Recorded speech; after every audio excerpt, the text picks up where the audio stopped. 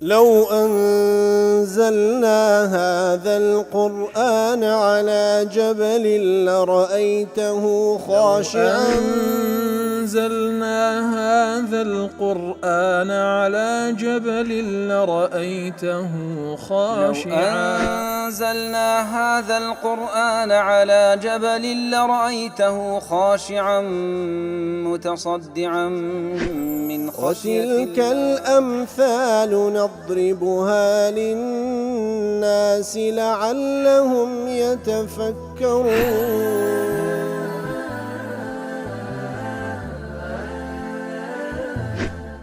الحمد لله والصلاة والسلام على رسول الله وعلى آله وصحبه ومن والاه. السلام عليكم ورحمة الله. برزان خوش حالم لواني هالصت ويك لواني كان تفسير قرآني بيروز بيم وخزمتان ومبستي رزامندي رب العالمين وهوادان مئوي آج السودي ليور بقرن. أعوذ بالله من الشيطان الرجيم. بسم الله الرحمن الرحيم. فغلبوا هنالك وانقلبوا صاغرين. بله خوش وستان وكل لوان كان رابردو بس ما لو آتانكر كخواي جور سبحانه وتعالى بازلا أو روبروبون ويل نيوان موسى عليه الصلاة والسلام لقل ساحر كان فرعون كاتك ولا زيقاتي جورو وكبلي لكوريتي زماوري فرعون كواريتي خستبو بآمادبوني فرعون وقور بياواني فرعون إتر ساحر كان كاتكوا أو سحري بيانا هموي فريددا أو دار عصاو أو كندراني كردستيانا لبيش تساوي خلشي وانشاندن كوا قوا بويت التيرمار كوا فعلا تنها سحريان لسايو خلق كل وقنانا حقتي هر أو دارو هر أو باتو بابلين حبلان مابون يتر بفرمان إخوائي قول سبحانه وتعالى موسى عليه الصلاة والسلام دار عصايا كيف رددا كوا بفعلي دار عصايا كذبتا مارو أجدهاتي قولا همو أو سحراني كوا لو ساحيدا هبون هر همو قودا يتر لنتيزدا أوي كوا حق إخوائي قول إظهاري كتبيشاني وخلقيدا أوي كوا باطلة خواهی گەورە هەمووی پوچەڵ کردەوە لە پێشچاوی ئەو خەڵکە و بەچاوی خۆیان دیتیان لە زمنی ئەوانەش فیرعون ئیتر دەفەرمێ فەغولیبوو هونالیک ئیتر ساحیرەکان لەوێن دەرێ هەزیمان هێنا دۆڕان وانقەلبوا صاغرین گەڕانەوە بە زەلیلی بەڵێ فەغولیبوو هونالیک وەکو لە تفسير قاسمی أي في مكان الوعد الذي اجتمع فيه أهل مصر بدعوته لظنه غلبة السحرة كواتا لو جيغا اوان دوران لو جيغا كوا كوب بنو اهل مصر شامو كردبو يتر فرعون يقيني وابو كوا ساحر كان دتوان ظال بن بسر موسى كتي دوران لوين دري وكل معاج تفكر دلي فغلب هنالك في ساحة المباراة سحرة فرعون لوين دري لا لو ساحيو لو جيغا كوا روبروبون وكرويدا ساحر كان فرعون هزيمان هنا ودوران ومعلوم أن ما حصل لهؤلاء السحرة هو في الحقيقة قد حصل لفرعون أوي كوا بسر ساحر كان هات بحقت بسر فرعون هات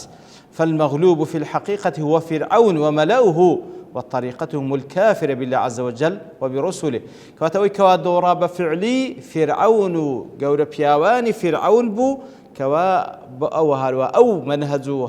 رجاي كوان هل يمجرب كوا منهجي كفر كردن بخوا سبحانه وتعالى كفر كردن ببيغمبران عليه الصلاة والسلام وبما جاءهم عن الله وأوي كوا أوي بيغمبران بيان الله أخوي يقول سبحانه وتعالى كفريان بيكردبون ومن لوازمها اتباعهم غير ما أنزل الله إليهم واتخاذهم من دون أولياء كواتا أصلا أو هزيمة لبو فرعون ملأوا بياواني دوربري فرعون بو وهروا أو هزيمة لبو هزيمة أو منهزي بو كوان بيروان ذكر كبريتي بو لمنهجي كفر وهروها قرتني ريبازي غير ريبازي خواه سبحانه وتعالى يتر هزيمة بو لبو ساحر كان فرعون لبو خدي فرعون لبو منهزي فرعونيش وانقلبوا أي رجعوا قرانا وبتشوك صاغرين أي ذليلين بزليليوة بسر شوريو قرانا وكل معارج ضله وانقلبوا انقلابا معنويا كواتا قرانا وليردا نقبة فعل ساحة درسنا بلام قرانا معنويا أوان باشك شيئا كرد من مكانهم العالي الذي كانوا مستكبرين فيه لو جيغا برزيك وان بتكبروا هل سكوتيان ذكر حالة كونهم أذلاء لكاتك ذاك والزليل بون أو ذا لا لبشتهم خلشي يشعرون بصغر مكانتهم وضآلة قيمة نفوسهم وبطلان طريقتهم بلا بالزليل بون لو مكانة عاليك وأخوان في دنازي خوان في وابلا لا منطلق قوة التعامل ذكن يتر بزليلي قرانو هستيان بقسكي خوان كر هستيان بويكر كوا أو ريقا وريبازا ومن هزي وانكر تبر تسند باطلة أمام عظمة الحق الرباني لبرانبر أو حق رباني كوا تسند عظيمة خواهي سبحانه وتعالى كالسردستي موسى عليه الصلاة والسلام نشاندان أو زاد فرمي وألقي السحرة ساجدين سبحان الله وألقي السحرة ساجدين باشوي كوا ساحر كان بساوي خوان أو حقتان ديد كوا لهم كسك شارزاتر والسحر تسيا وغير سحر كوا معجزات تسيا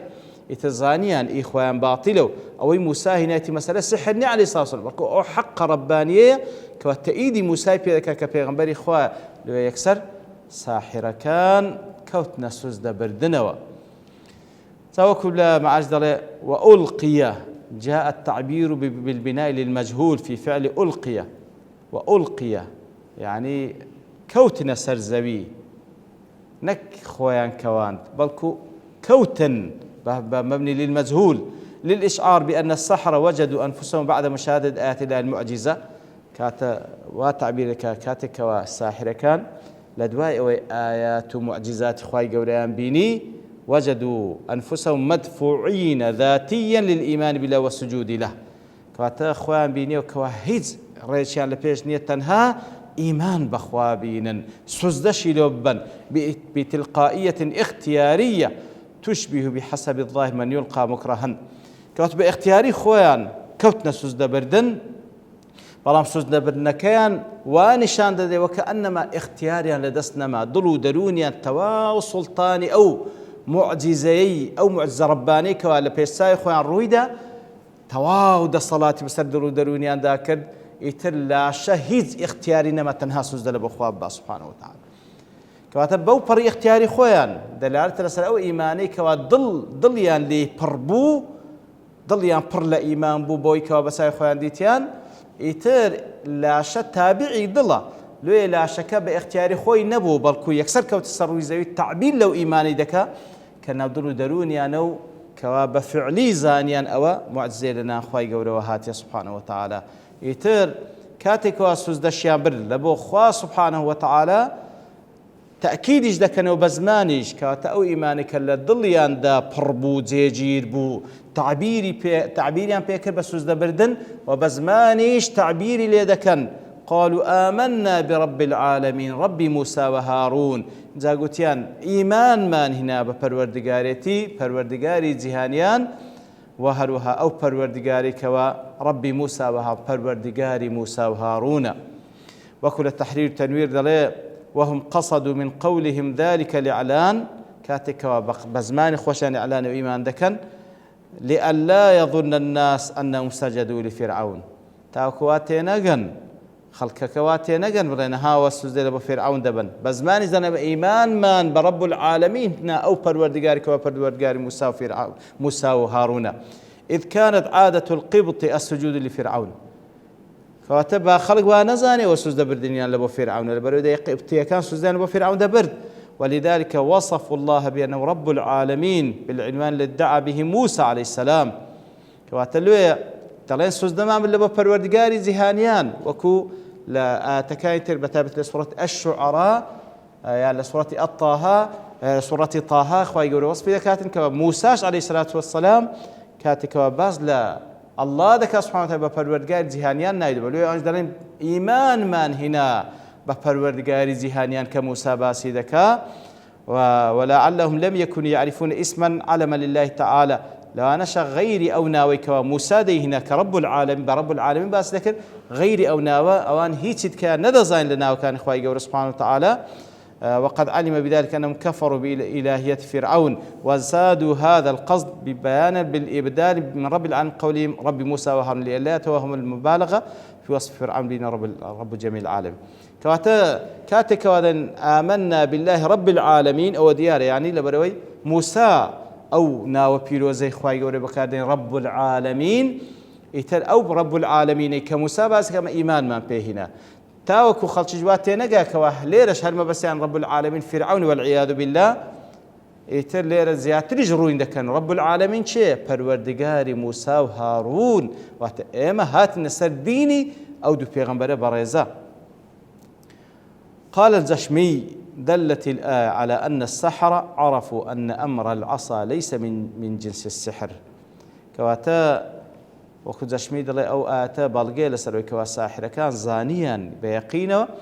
كوا دار عصا كي موسى عليه الصلاة والسلام وكو أو سحرينية كوان بكار دينا لو يكسر إيمان دينا وتدل على أنهم بتلك الإيمان استدلوا على التوحيد والنبوة إتر بو إيمان أشيان كاتكوا إيمان دينا إيمان بيكتا برستيتي خواي قول ذكر وإيمانج ببيغمبراتي موسى ذكر عليه الصلاة والسلام كوا بابرين نيردراوي أو خواي عظيمة كاتكوا بوشي ويليون درس فرع بابري الساحر كان كدكون سوزد بردنو إعلان إيمان خوشيان دكان قال فرعون آمنتم به قبل أن آذن لكم بيان دلي فرعون بساحر كان دلي إيمان تام بيهنا بيش أوي أمن إذن تام بدم إن هذا لمكر مكرتموه في المدينة أوا بخوتان بموسى عليه الصلاة والسلام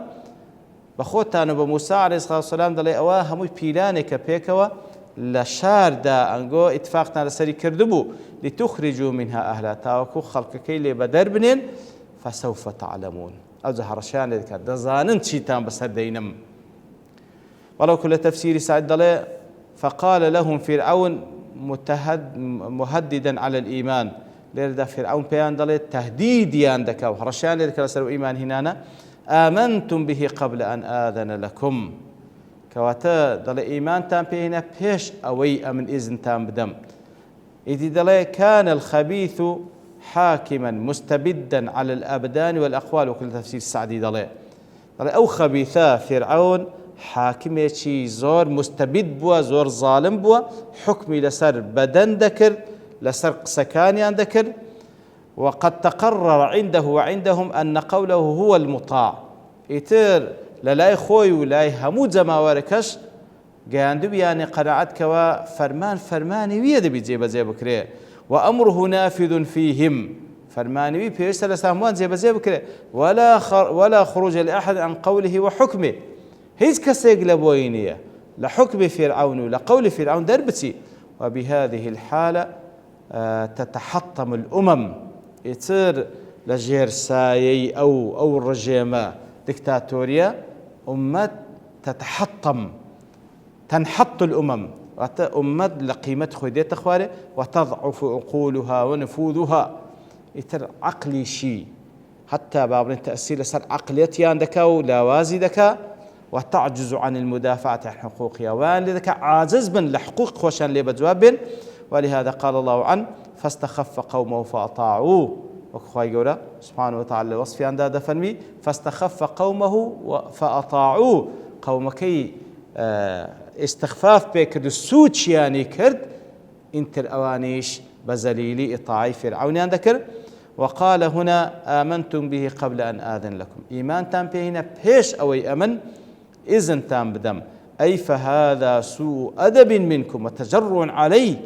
كما بأدبية جرأتان پیدا کرد برابر من ببي إذن داني من أمن أنجو إيماني بيبينن أزاوكو دله إن هذا لمكر مكرتموه في المدينة لتخرجوا منها أهلها أي إن موسى وكبيرهم الذي علمكم السحر وكل زي قايد كذا فرميتن كاتبين دله موسى جورين جوه كوا أنجو في السحر كرديا فتواطأتم أنتم وهو على أن تتغلبوا له يترهموا اتفاق تان كرديا كأو جورتانا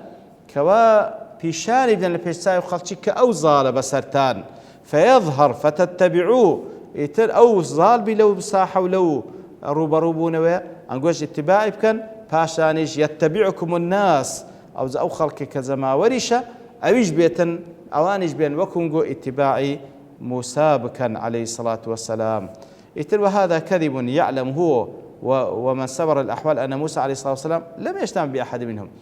هم بخوشي باش ديزاني وأواني دروبرش ديان زاني كوا موسى عليه الصلاة والسلام لقال أو ساحرة أصلا التقاء النبوة موعديا النبوة يكتريا النبينية أو اتفاق شيبو كأو بوشيوي هو حريص لسروي موساش ساحرة كوشنغو برغو جورينغو بيكو اتفاق تانكريتا وكو أو شتا أنزام بدنو لنتيجة داخل شيش هالخلطين وكو أو تصور دكا ياخذ أول نشان داتن ديارة لا تفسير كانت كش باسي دكا وكل معاش تفكر دفرميتن مكر واتشتيك أنزام بدري بشاراوي في المدينة بيش درسون تان لبو أو بابلين جيجاي كوالوين دري روبا روبونو دبي بيشتري أنقول لمدينة ولا شاردة اتفاق تان كربو اتر فسوف تعلمون واتما أحل بكم من العقوبة ما أويكوا بسرتان دينم لو عقوبيكوا تصاوروان تان دكاتن لنتيجة أويكوا ببي إذني من تون إيمان تان بينا ديارة فسوف تعلمون سوفش لبو التسويفة واتا عزلناكم لا سزادان تان لبوي كوا سزاك تان بدم كوا بحياة اشتواتان نبيني بي وكل آتي دواتر جوري سزاكش باز دكات ملاو لبر توابوني كات دوستين بابشتواني خواي قورا لواني داهاتو دينو خزمتي. وصلى الله وسلم على نبينا محمد وعلى آله وصحبه أجمعين وآخر دعوانا الحمد لله رب العالمين. لو أنزلنا هذا القرآن على جبل لرأيته خاشعا أنزلنا هذا القرآن على جبل لرأيته خاشعا أنزلنا هذا القرآن على جبل لرأيته خاشعا متصدعا من خشية وتلك الأمثال نضربها للناس لعلهم يتفكرون.